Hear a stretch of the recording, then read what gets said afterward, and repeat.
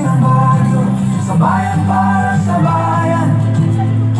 Hindi sa korporasyon, hindi sa ilan, palengke ng bagyo, sa bayan para sa bayan.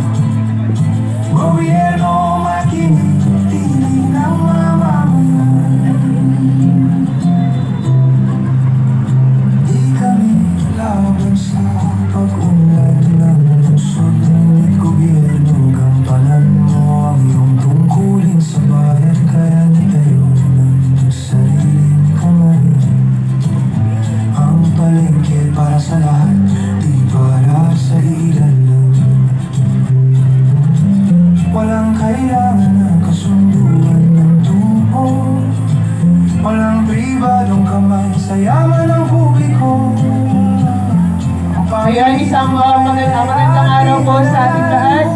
Manulang mga aldawan, takal lukuyan, iti Baguio City Council, na basura, iti project proposal, SM Prime Holdings Incorporated.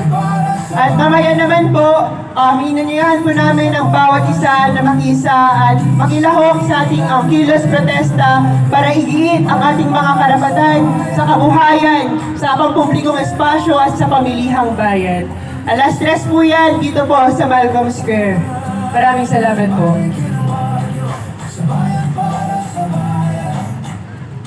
Hindi sa korporasyon, hindi sa ilan, palay